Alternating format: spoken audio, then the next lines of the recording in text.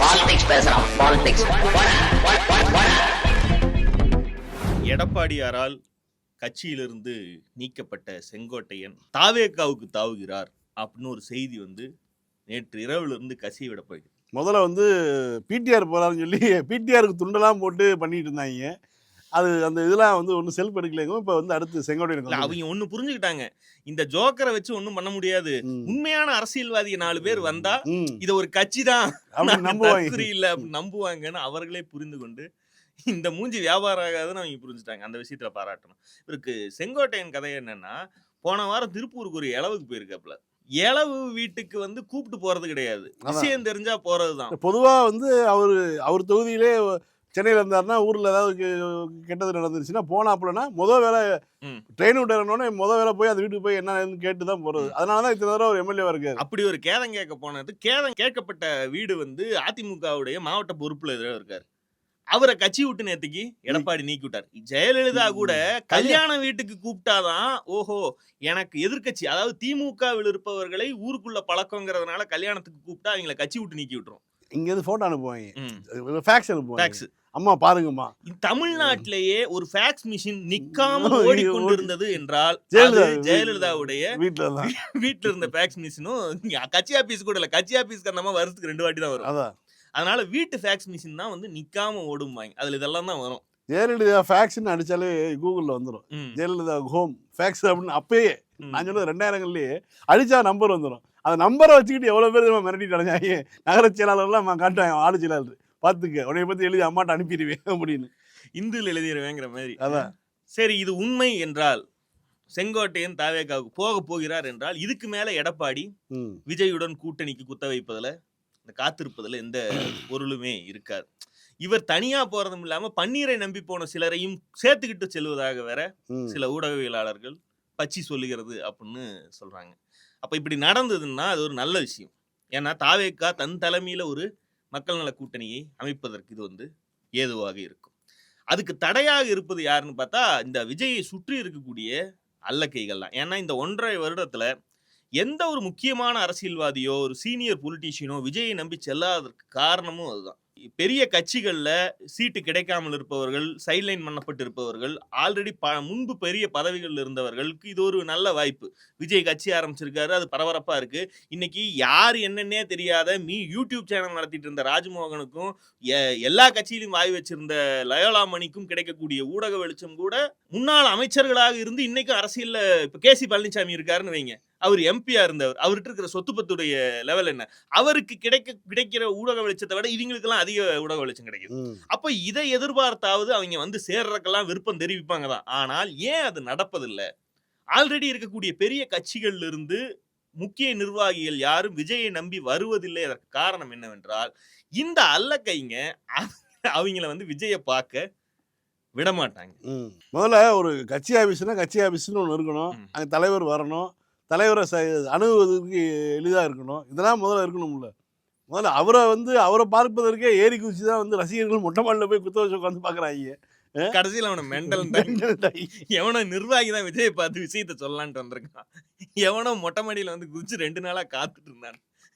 IIM legend ஒரு படம் இருக்குங்களே, ஜோம்பிக்கு உட்காந்துருக்கும் இருட்டுக்குள்ள, அது மாதிரி உட்கார்ந்து இருந்த பைத்தியம்ட்டாங்க அவனை. சரி, அது ஒரு பக்கம் இருக்கட்டும். இப்ப செங்கோட்டையன் போறாருன்னு வைங்க, விஜயை சந்திக்கிறதுக்கு பனையூர் அலுவலகத்துக்கு போறாருன்னா விஜய் நேரில் வரவேற்று பேச வேண்டும்.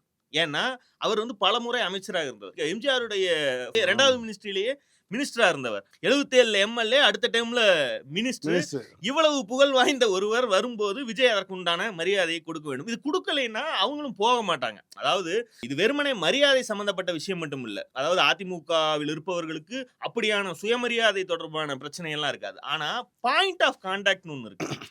அதிமுகவிலிருந்து எடப்பாடியோடு சண்டை ஓட்டு வெளியே வர்றோம்னா எந்த நம்பிக்கையின் அடிப்படையில் உங்க கட்சிக்கு வர்றது? ஏதாவது ஒரு உத்தரவாதத்தை நீங்க கொடுக்கணும்ல.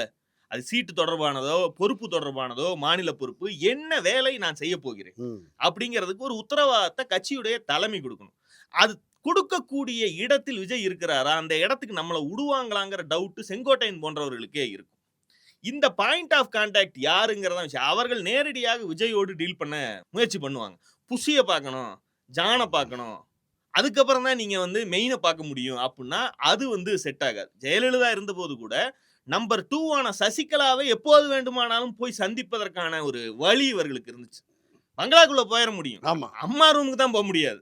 கீழ இருக்கக்கூடிய உபதெய்வங்களை பாத்திர முடியும். அந்த இடம் கூட இங்க இல்லைங்கிறது தான் இப்ப யாருமே வந்து சேராததற்கான காரணம். இப்ப விஜயை பார்க்க முடியலங்கிறது தான் ஜான் மூலமாகவோ, புசி மூலமாகவோ பார்க்க முடியுங்கிறது தான் ஆதவ் போன்ற ஆட்களுக்கே வந்து இப்ப கடுப்ப கிளப்புது. அமைச்சர்களாக இருந்தவர்களுக்கு அப்ப எப்படி இருக்கும்? ஆதவே கூட அதனால தான் தன்னுடைய ஊடக அடியாட்களை வைத்து ஜான் புசி எல்லாம் இப்படி ஒரு இரும்பு திரை போட்டு விஜய் வைத்திருக்கிறார்கள். உண்மை தெரிய விடாமல் அப்படின்னு ஒவ்வொரு வாரமும் அலாரம் வச்சு கிளப்பி விடுறாங்க. இப்ப செங்கோட்டையன் மாதிரி ஆள்னா அவருக்கு என்ன இது இருக்கு? அவர் வந்து ஒரு சீனியர் பொலிட்டீஷியன், ஒரு டூர் பிளானரு, ஜெயலலிதாவுக்கே எங்க போயிட்டு எங்க வரணும்னு மேப் போட்டு கொடுக்கிறவர், கள அரசியல்வாதி. இவர் வந்தா அப்ப ஜான் தானே அது வரைக்கும் அந்த வேலையை பார்த்துட்டு இருக்கிறது. அவருக்கு என்ன தோணும்? நம்மளுடைய இடம் பறி போயிருமேங்கிற அச்சம் ஏற்படும். இப்ப கேசிபி மாதிரியான ஒரு ஆட்கள் கூட விரும்பலாம் விஜய் கிட்ட வருவாங்க. விஜய் கிட்ட வந்தா ஒரு கோடீஸ்வரன் கட்சிக்குள்ள வந்தா அப்ப நம்மளுடைய வேலை போயிருமே அப்படின்னு ஆதவ் மாதிரியான ஆட்களுக்கு அச்சம் வரும். இப்ப ஆதவுடைய ரோல் என்ன? எல்லா செலவினங்களையும் பாத்துக்கிறேன். இவருக்கு இட்னு போறதுக்கு உண்டான அத்தனை செலவுகளையும் நான் பாத்துக்கிறேன். மாநாடு போடுவதா அதை நான் பாத்துக்கிறேன். கோர்ட்ல கேஸ் நடத்துவதா நான் பாத்துக்கிறேன். இதுக்கான செலவுகள் எல்லாம் பாக்குறதுலதான் அவருடைய முக்கியத்துவமே இருக்கு. இந்த முக்கியத்துவத்தை இன்னொரு கோடீஸ்வர அரசியல்வாதி உள்ள வந்தா அவன் எடுத்துக்கிட்டான்னா அப்ப நாம இங்க தெருவுல போறதா அப்படிங்கிற அச்சம் வந்து ஆதவுக்கு. இப்படி ஒவ்வொரு பீஸுகளும் இவங்க செலவு பண்றதே கூட தன்னுடைய பேச்சை விஜய் கேட்கணும் அப்படிங்கிற ஒரு காரணத்துக்காக, அதுக்காக தான் இவ்வளவு கோடிகளை அட்டி செலவு பண்றதுக்கான காரணம் என் பேச்சு நீ கேட்கறது. நான் என்னுடைய ஆலோசனையே நீங்க காது கொடுத்து கேட்கணும். அதுல நீங்க செயல்படுத்துறது 4 சொன்னேன்னா 2 நீ வந்து செய்யணும் அப்படிங்கிற அந்த இடம் வந்து இங்க இவர் இப்படி இது போன்ற பலம் பெருச்சாலிகள் உள்ள வந்துச்சுன்னா முதல்ல அனுப்பி விட்டுருவாங்க. உனக்கு ஒண்ணும் தெரியாது. உண்மையான அரசியல்வாதி பேசுறத விஜய் கேட்டா அப்படின்னு இப்ப இவனுங்க எவ்வளவு பெரிய டம்மி பாவாக்கள்னு அந்த ஆளுக்கு தெரிஞ்சு போயிருக்கிற அச்சம் வந்து இவர்களுக்கு இருக்குது. இப்படி கடைசி வரைக்கும் நம்மளை விட பெட்டரா ஒருத்தனும் வந்துடக்கூடாதுங்கிறது இந்த அல்லக்கைங்கெல்லாம் வந்து தெளிவா இருக்கு. விஜய் இன்னொரு விஷயத்துல தெளிவா இருக்காரு.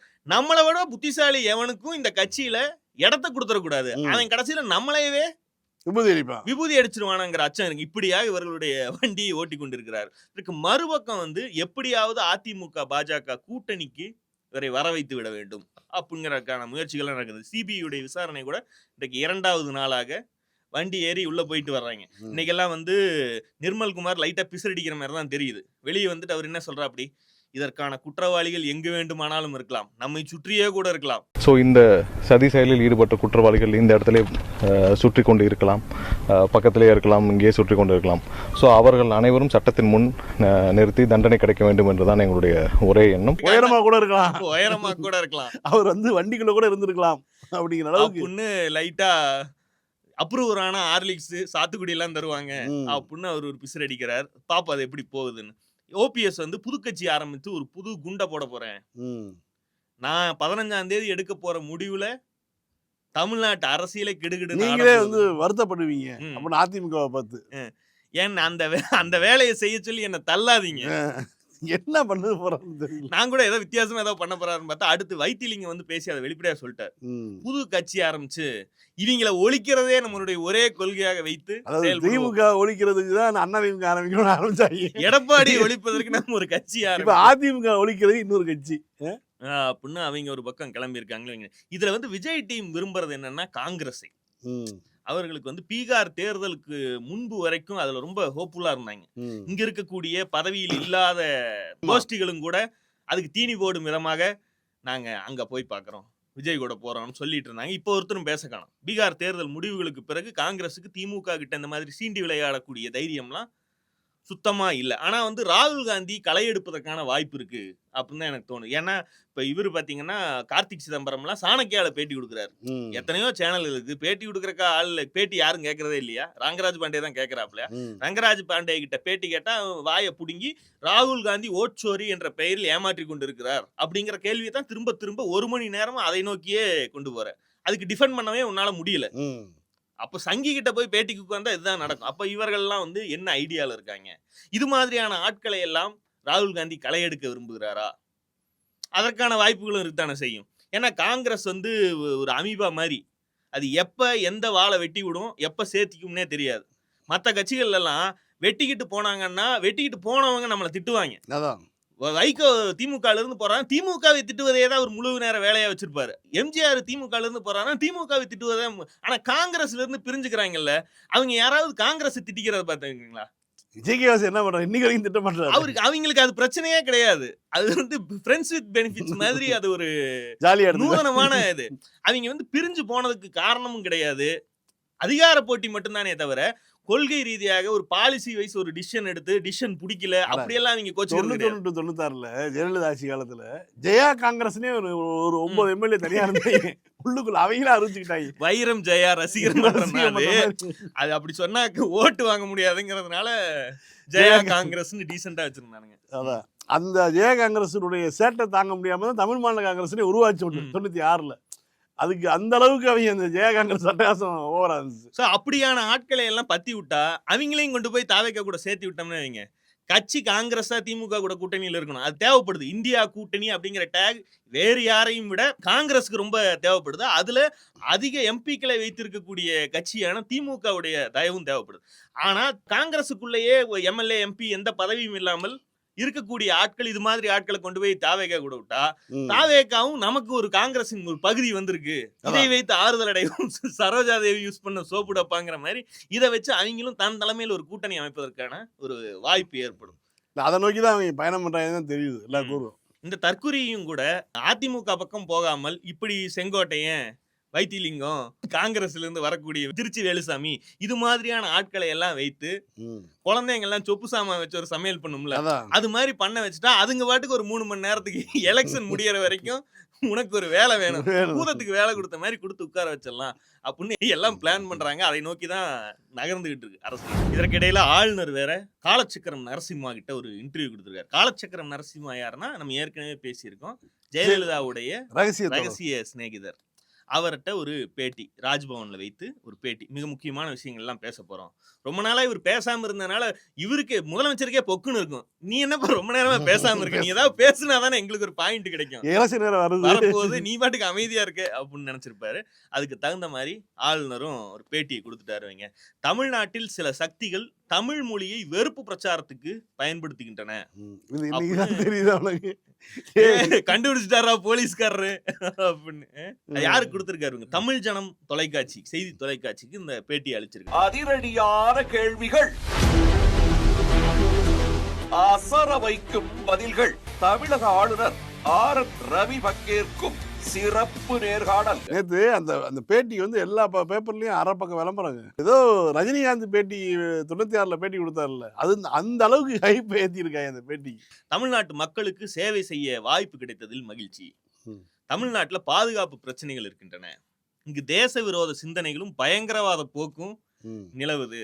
ஒன்றிய அரசினுடைய அறிக்கை எதுவுமே சொன்னதே இல்லையே. தமிழ்நாட்டில் அப்படி ஒரு சம்பவம் நடக்குது, தேச விரோத சிந்தனைகள் இருக்குது, அதுக்கு எதிரான இந்தியாவுக்கு எதிரான சித்தாந்தங்கள் இங்கே முளைவிட்டு இருக்குது அப்படின்னு எந்த விதமான அறிக்கையும் கிடையாது.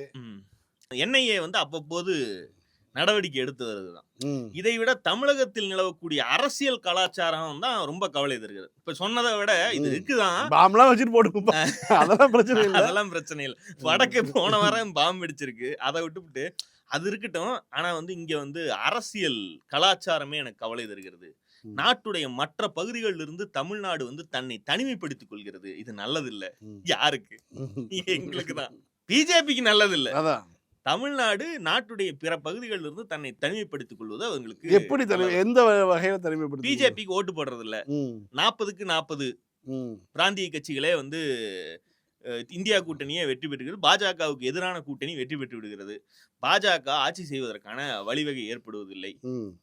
பாஜக வளர மாட்டேங்குது. இந்துத்துவ அரசியல் இங்க எடுபட மாட்டேங்குது. அப்ப தனிமைப்படுத்தி கொண்டதா தானே அதற்கு பொருள்.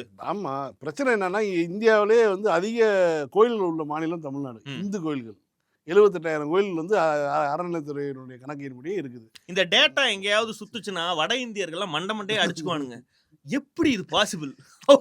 அதான் ஒரு தடவை வந்துட்டு போனாங்களே, ராமேஸ்வரம் வந்துட்டு போனாங்களே, அவங்களால ஏத்துக்க முடியல. எல்லா பக்கமும் கோயில் இருக்கு, எல்லா பேரும் துண்ணூறு வச்சிருக்கேன், சந்தனம் வச்சிருக்கேன், எங்க போனாலும் பொட்டு வச்சிருக்காங்க, எல்லா பேரும் இந்துக்களா இருக்காங்க. அப்புறம் ஏன்டா இங்க வந்து பாஜக மயிரில் கூட மாற மாட்டேங்குது போய் ஹிந்தியில ஒரு ட்வீட்டை போடுவாங்க. அது புரிஞ்சாதான் உருப்பிட்டுருவீங்களே. என்னுடைய பேச்சுகள் வந்து தொடர்ச்சியா திரிக்கப்பட்டு வருகிறது. தமிழர்களுடைய எதிர்ப்பாளராக என்னை சித்தரிக்க முயற்சி செய்கிறார்கள். ஆனா நான் போற இடத்துல எல்லாம் அப்படி ஒரு சூழலே கிடையாது. தமிழ்நாட்டு மக்கள் என் மீது அன்பை பொழிகின்றனர். நீங்க எங்க போறீங்க? ஐஐடி போறாரு, கோயிலுக்கு போறீங்க. கோயிலுக்கு போறாரு. கோயில்கிட்ட போய் யார்கிட்ட பேசுறீங்க? ஐயர்கிட்ட பேசுறாரு. இவர் ஐஐடிக்கு போறாரு, கோயில்களுக்கு போய் ஐயர்கிட்ட பேசுறாரு. அவங்க எல்லாம் அன்பை பொழிகிறாங்க. இதை பார்த்துட்டு வந்துட்டு தமிழ்நாட்டு மக்கள் என் மீது அன்பை பொழிகிறார்கள் அப்படின்னு இவரா ஒரு கற்பனை உலகத்துல டெல்லியில வாழ்ந்துகிட்டு இருக்காரு. ஆனா வந்து அவர்களுடைய பாசத்தால் நான் திக்குமுக்காடுகிறேன்.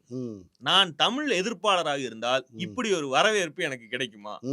2022-23 தமிழ்நாட்டுடைய மூத்த அமைச்சர்கள் சிலர் பீகார் தொழிலாளர்கள் பானிபுரி விற்பதற்கு தான் லாய்க்கு என்று பேசினார்கள். கடந்த 23 ஏப்ரல்ல பீகார் மக்களை விமர்சித்து தமிழ்நாடு முழுக்க போஸ்டர்கள் ஓட்டப்பட்டன. இந்த போஸ்டர்களை கூட நான் பாதுகாத்து வைத்துள்ளேன். ஒட்டுனவன் தேடிட்டு நான் கழுத நின்று போயிருச்சுன்னு அப்புறம் பார்த்தா இவர் பாதுகாத்து வைத்திருக்கிறார். ஒரு கட்சி தலைவருடைய புகைப்படத்துடன் வெளிவந்த போஸ்டரில் இந்தி பேசுவோர், புலம்பெயர்ந்த தொழிலாளர்கள் ஆகியோர் மாநிலத்தை விட்டு வெளியேற வேண்டும் என கெடு விதித்திருந்தார். சீமான் பண்ண வேலையா? அதன் பிறகு பீகார் தொழிலாளர்கள் தமிழகத்தை விட்டு வெளியேற துவங்கிவிட்டனர். அவர்கள் இன்னும் அச்சத்தில் தான் இருக்கின்றனர். அவங்க வராதனால தமிழ்நாட்டுடைய பொருளாதாரமே பாதிக்கப்பட்டுச்சு. அதுக்கு பிறகு தமிழ்நாட்டுடைய வளர்ச்சிக்கு இவர்கள் தேவை என்பதை உணர்ந்து மீண்டும் அவர்களை வரவழைத்து வேலை செய்து கொண்டிருக்கின்றனர். இந்த மாதிரி வீடியோ போட்டு பொய் சொல்லிட்டு இருந்த பீகார் கரைகளை தான் தூக்கி உள்ள உட்கார வச்சு இங்கே வந்து குண்டாசில் போட்டு அவங்க கதறி துடிச்சு வெளில போனேன். இப்போ எலெக்ஷனில் கூட தோற்று போனேன் மணிஷ் காசியப். இதற்கெல்லாம் காரணம் என்னன்னா ஐரோப்பிய சிந்தனையும் மலிவான அரசியலும் தான். தமிழ்நாட்டு கலாச்சாரத்தை, மொழியை அழிக்க வந்திருக்கிறார்கள். யாரோ சிலர் வருகிறார்கள் என்று பேசி பேசி மக்கள் மத்தியில் ஒரு கற்பனை பயத்தை உண்டாக்குகிறார்கள். தமிழ்நாட்டுல வந்து வடக்கு தமிழ்நாட்டுல வடக்கு எதிர்ப்பு, இந்தி எதிர்ப்பு, இதன் அடிப்படையில மலிவான அரசியல் நடத்தப்படுகிறது. இதை நான் ஏற்கவில்லை. சின்ஸ் 1949 இருந்து இதை நான் ஏற்கவில்லை. மற்ற மாநிலங்களை போல் அல்லாமல் தமிழக அரசியலுக்கு ஒரு சிறு அளவு பிராந்தியத்துவம் தான் தேவை. ரொம்ப ரீஜனலா இவங்க வந்து சிந்திக்கிறதே தப்புங்கிறேன் அப்படிங்கிறார். திராவிடர்களை தனி இனம் என்கிறார்கள். தமிழ் மொழி மற்ற மொழிகளுடன் தொடர்பே இல்லாததுங்கிறாங்க. இது எல்லாமே ஐரோப்பிய சிந்தனையாளர்களால் விதைக்கப்பட்டது. ஜெர்மன் நாஜியின் இனக்கொள்கை அடிப்படையில் உருவாக்கப்பட்ட கருத்து தான் இது. வெறுப்பு பிரச்சாரம், இந்தி எதிர்ப்புங்கிறதெல்லாம் இங்க ஒரு அரசியல் சூழ்ச்சி. தமிழ்நாட்டில் 35% பேர் மொழி சிறுபான்மையினர் தான். அவங்க வந்து தங்களுடைய தாய்மொழியை பள்ளிகள்ல கற்பதற்கே அனுமதிக்க மாட்டேங்கிறாங்க. பேச்சு மற்றும் எழுத்துரிமைகளை துஷ்பிரயோகம் செய்கிறார்கள். எந்த நாயுடு ரெட்டியும் வந்து இங்க போராட்டம் பண்ணிட்டு இருக்காங்க, தெலுங்கு சொல்லி கொடுங்க. பேசணும்னு பேசுறத இல்ல, இவர் பேசணுங்கிறேன். இன்னும் நல்லா பேசு. தேர்தல் வரைக்கும் இதெல்லாம் கத்தி அழு, கதறி அழு, டிரான்ஸ்லேட் பண்ணி நியூஸ்கள்ல வரவீங்க. தினமலர் எல்லாம் முதல் பக்கத்துல உங்களுடைய கருத்துக்களை எல்லாம் தினசரி ஒரு கருத்து ஹெட்லைனா போட்டு வரவீங்க. ஜனங்க படிக்கணும். ஆளுநர் இன்னும் ஆக்டிவா தான் இருக்கிறார். இல்ல இவ்வளவு சொல்றாரு. இதெல்லாம் வந்து தமிழ்நாட்டுக்கு, தமிழ்நாட்டு அரசியலுக்கு கொடுக்கக்கூடிய மெடல். இவ்வளவு இந்த இதெல்லாம் தான் வாக்குறுதியா கொடுத்து ஜெயிச்சுக்கிட்டு இருக்கு. அதான் இந்திய ஒன்றியத்தில் தனித்து தான் தன்னுடைய அடையாளங்களை தமிழ்நாடு காப்பாற்றுறோம்னா திமுக அதை வாக்குறுதியாக கொடுக்குது. அதனால தான் திமுக இவ்வளோ நாள் சஸ்டெயின் ஆக முடியுது. இராணுவம், தேர்தல் கமிஷன், நீதித்துறை குறித்து மக்களிடையே அவநம்பிக்கையை ஏற்படுத்தி நாட்டில் குழப்பத்தை ஏற்படுத்த முயற்சி செய்கிறார். இராணுவம்னா தமிழ்நாட்டு மக்களுக்கு என்னன்னே தெரியாது. ஏன்னா இராணுவத்தினுடைய பயன் என்னன்னே தமிழ்நாட்டு மக்கள் எந்த எல்லையும் வந்து எந்த ஒரு நாட்டோடையும் பகிர்ந்துக்கிறது கிடையாது. இருக்கிற இலங்கையை வந்து தமிழ்நாட்டு மீனவர்கள் கைது பண்ணிட்டு போனால் இராணுவம் உதவி பண்ணுறதில்லை, கடற்படையில் உதவி பண்ணுறதில்லை, ஒன்றிய அரசு உதவி பண்ணுறதில்லை. அதனால தமிழ்நாட்டு மக்களுக்கு இராணுவத்துக்கு சம்பந்தமே கிடையாது. நாட்டில் குழப்பத்தை ஏற்படுத்த முயற்சிக்கிறார்கள். மக்களுடைய உறுதியை குலைக்க பார்க்கிறார்கள். இதில் அனைவரும் வந்து எச்சரிக்கையோடு இருக்க வேண்டும் அப்படின்லாம் சொல்றாரு. இவருக்கு என்னன்னா, இப்ப இந்த சமீபத்துல செத்த மொழின்னு வேற சொல்லிட்டாங்கல்ல, அது வட இந்திய ஊடகங்கள்ல ஒரு வாட்டம் ஒப்பாரி வச்சாங்க. சனாதனத்தை தொடர்ந்து சமஸ்கிருதத்தை அடித்து விட்டார்கள், செத்த மொழின்னு துணை முதலமைச்சர் சொல்லிவிட்டார் அப்படின்னு ஒரு ஒப்பாரி. அதுக்கெல்லாம் சேர்ந்துதான் இவரு அனுத்திட்டு இருக்காருன்னு வைங்க. இப்ப சமஸ்கிருதம் செத்த மொழி அப்படிங்கிறது அதை நான் ஏற்றுக்கொள்ள மாட்டேன் அப்படின்னு கார்த்திக் சிதம்பரம் சொல்றாரு. உங்களை யாரு ஏத்துக்க சொன்னா? சமஸ்கிருதம் செத்த மொழி என்பது இழிவுபடுத்துவது அல்ல. சாவர்கர் இறந்து விட்டார் என்பது எப்படி ஒரு ஃபேக்டோ, அது மாதிரி சமஸ்கிருதம் இறந்து போய்விட்டது என்பது ஒரு ஃபேக்ட். அது இப்போது ஆக்டிவான மக்கள் புழங்கக்கூடிய ஒரு மொழி இல்லை.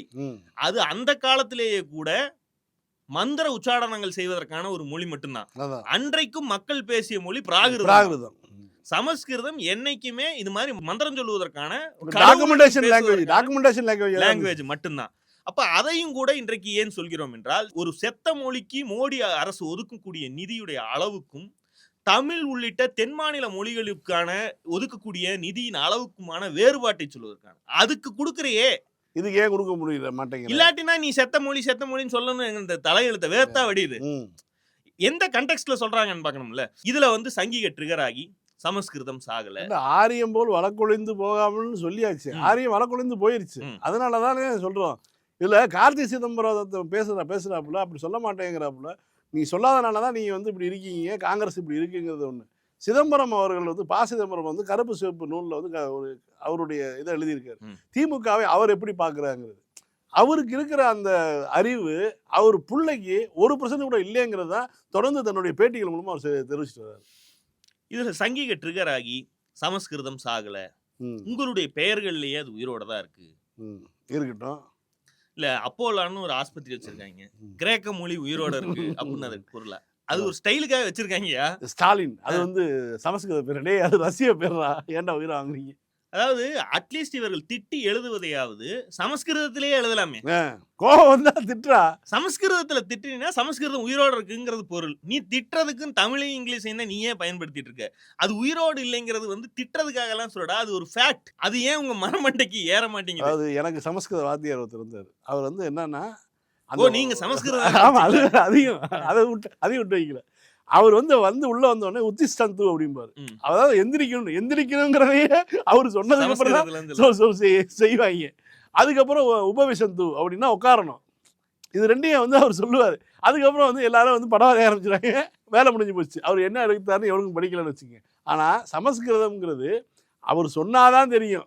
எந்திரிக்க சொல்றாரு, அதுவும் வந்து செய்ய மொழியில் சொல்லுவார். உத்திஷ்டந்து உபவிசந்து அப்படின்னு. இதுதான் சமஸ்கிருதத்தினுடைய நிலைமையா இருக்கு. அப்ப அதை செத்த மொழி தானே சொல்ல முடியும். இன்னொன்று இடபிள்யூஎஸ் இன்னைக்கு வந்து ட்ரெண்ட் ஆயிருக்கு. செய்திகள் வந்த ஒரு இது வந்து பொருளாதார ரீதியாக நலிவடைந்த பிரிவுக்கு வருடாந்திர குடும்ப வருமானம் 8 லட்சத்துக்கும் குறைவாக இருப்பவர்களுக்கு அளிக்கப்பட்டதுதான் இந்த அரிய வகை ஏழைகளுக்கு வழங்கப்படுகிற, உயர்சாதி ஏழைகளுக்கு வழங்கப்படுகிற இந்த ஒதுக்கீட்டுடைய அடிப்படை. இப்ப 8 லட்சம் கூட வருட வருமானம் இல்லை, அதை வைத்துக் கொண்டு எங்களுக்கு இந்த கோட்டாவை கொடுங்க அப்படின்னு இடபிள்யூஎஸ்ல வாங்கின அந்த ஆசாமிகள் பிஜில அதே மாதிரியான சீட்டு கிடைக்கலன்னு டக்குன்னு, அதாவது யூஜி படிப்பதற்கு வழியா வந்து எங்க ஏழ்மை வறுமை, இந்த வறுமையின் மாசம் 65,000 சம்பாதிக்கிறோம், இந்த 65,000 வச்சு என்ன பண்ண முடியும் அப்படின்னு சொல்லி இந்த சீட்டை வாங்கியவர்கள் அந்த இடபிள்யூஎஸ் கோட்டாவில மறுபடியும் கிடைக்கல, அது வேற யாருக்கோ கிடைத்து விட்டது. அது கூட வேற சூத்திரர்கள் அந்த இடத்த பிடிக்கல. இடபிள்யூஎஸ் கோட்டாலேயே ஆரியர்கள் தான் போறாங்க. வேற உயர்சாதியினர் பிடிச்சிட்டாங்க. இவங்களுக்கு இப்ப கிடைக்கலன்னு பிஜிக்கு இவங்க என்ன பண்றாங்கன்னா டக்குனு என்ஆர்ஐ ஆக மாறி மாமா அத்திமேட் வந்து அப்ளிகேஷன் போட சொல்லி வருஷத்துக்கு 1 கோடி ரூபாய் கட்டி பிஜி படிக்கிறார்கள் அப்படிங்கிற தகவல் வந்து இப்ப வெளியே வந்திருக்கு. அப்போ 1 கோடி ரூபாய் வருஷத்துக்கு பணம் கட்டுவதற்குண்டான வருமானம் இவர்களுக்கு இருக்கிறது. இத்தனையும் வைத்துக்கொண்டு இவர்கள் வந்து யூஜியில இடபிள்யூஎஸ் என்கிற மோசடியை செய்கிறார்கள் அப்படின்னா சுமந்திராமன் மாதிரியான ஆட்கள் வந்து சொல்றாங்க இது ஸ்கேம். அதாவது இடபிள்யூஎஸ் ஸ்கேம் இல்லையா, இப்ப இவங்க பிஜிக்கு இந்த மாதிரி என்ஆர்ஐ மாதிரி 1 கோடி ரூபாய் கட்டுறாங்க பாத்தீங்கன்னா, இதுதான் ஸ்கேம். இவர்களை தண்டித்தே ஆக வேண்டும். இடபிள்யூஎஸ் என்பதே ஸ்கேம் தான். அப்படி சொல்லிடுவீங்கன்னா வந்து சுமந்திராமன் வந்து இப்படி சொல்றது. கடந்த 50 ஆண்டுகள்ல எடுத்துக்கிட்டீங்கன்னா இந்திய வரலாற்று, சுதந்திர இந்திய வரலாற்றுல மிகப்பெரிய சட்டபூர்வமாக்கப்பட்ட மிகப்பெரிய ஊழல் என்பதே வந்து இடபிள்யூஎஸ் தான். 90களில் மண்டல் கமிஷன் பரிந்துரைகளை அடுத்து ஓபிசிக்கு இடஒதுக்கீடு வந்ததற்கு பிறகு இவர்கள் பொறுன்னு காத்திருந்தாங்க. அது வரைக்கும் கூட பட்டியலினத்தவர்களுக்கு மட்டும்தான் இடஒதுக்கீடு இருந்துச்சு. இந்தியாவில் இருக்கக்கூடிய சூத்திரர்கள் பெரும்பகுதியா இருக்கக்கூடிய ஜெனரல் கேட்டகரியில வந்து 27% தனியா கொடுத்ததுக்கு அப்புறம் தான் இதை உடைப்பதற்கு என்ன வழின்னு 90களுக்கு பிறகுதான் அவர்கள் சிந்தித்துக் கொண்டே இருந்தார்கள். காங்கிரஸ் ஆட்சி போய் 10 ஆண்டுகளுக்கு மேல் பாஜக ஆளுவதற்கான வாய்ப்பு மோடி ஆட்சியில் ஏற்பட்ட பிறகு இவர்கள் முதல் வேலையாக செய்தது 2019 ஆட்சி, அதாவது 14 வந்த ஆட்சி 19 முடியுது. முடிவதற்கு தேர்தலுக்கு 4 மாதம் முன்னாடி வந்து இடபிள்யூசி கொண்டு வந்து வச்சுட்டாங்க. அதாவது 2019 ஜெயிப்போமா வெற்றி பெறுமா தெரியல, அதனால நமக்கு போறதுக்கு முன்னாடி இதை பண்ணிவிட்டு போயிடுவோம், யாரும் தொட முடியாது. ஏன்னா காங்கிரஸ் சப்போர்ட் பண்ணுது, கம்யூனிஸ்டுகளும் சப்போர்ட் பண்றாங்க. இதை விட ஒரு நல்வாய்ப்பு கிடையாது. திமுகவை தவிர பகுஜன் சமாஜை தவிர கோர்ட்ல இடபிள்யூஎஸ் வந்து ஒழிக்க முடியாதுன்னு தீர்ப்பு வந்தப்போ அதிமுக சொல்லுச்சு, ஜெயக்குமார் சொன்னார் இதை ஏற்றுக்கொள்கிறோம். அதுக்கு மறுநாள் வந்து திமுக அனைத்து கட்சி கூட்டம். ஆமா, அந்த கூட்டத்தில் கலந்து கொள்ள வேண்டிய தேவை எங்களுக்கு கிடையாது. 10% இடபிள்யூஎஸ் நாங்கள் ஏற்றுக்கொள்கிறோம். அதிமுகவுடைய நிலைப்பாடே இதுதான். அப்போ இடபிள்யூஎஸ் என்பது இந்தியாவில் பார்ப்பனர் அல்லாத மக்கள் மீது நிகழ்த்தப்பட்ட மிகப்பெரிய மன்னிக்கவே முடியாத ஒரு ஊழல். அதை முதல்ல கொண்டு வந்ததே எம்ஜிஆர் தானே. பொருளாதார ரீதியாக அந்த கிரீம் லேயருங்கிற கான்செப்டே எம்ஜிஆர் கொண்டு வந்து அது செருப்படி வாங்கணும் தானே தேர்தலில் உடனே வாபஸ் வாங்கினார். அது தொடங்கிய நாள் தொட்டு இது ஊழலில் தான் முடியும், இது இந்த சிஸ்டமே மிகப்பெரிய ஊழல், அரிய வகை ஏழைகள்னு சர்டிபிகேட் வாங்குறது ரொம்ப ரொம்ப சுலபம், இதை ஏமாற்றுவார்கள், அந்த படிப்புக்கு ஏமாற்றுவது போக அதற்கு பிறகு பிஜிக்கும் ஏமாத்துற அளவுக்கு அது கொண்டு வந்து நிப்பாட்டி இருக்கு அப்படிங்கறத இதன் மூலமாக பட்டவர்த்தனமாக தெரியும். இப்போதாவது காங்கிரஸ் போன்ற கட்சிகள், கம்யூனிஸ்ட் போன்ற கட்சிகள் செய்த பாவத்துக்கு கழுவாய் திட வேண்டும், வெளிப்படையாக மன்னிப்பு கோர வேண்டும். இவங்க எல்லாம் இன்னைக்கு ஆதரிச்சாங்கல்ல. அன்னைக்கு சி.கே. ரங்கராஜன்லாம் எப்படி குடிமையை இறுக்கி முடிஞ்சுக்கிட்டு கனிமொழி புடுங்க படிச்சாரு. மீண்டும் சந்திப்போம். லைக் பண்ணுங்க, ஷேர் பண்ணுங்க, சப்ஸ்கிரைப் பண்ணுங்க, கமெண்ட் பண்ணுங்க. பாலிடிக்ஸ் பேசுறோம், பாலிடிக்ஸ்.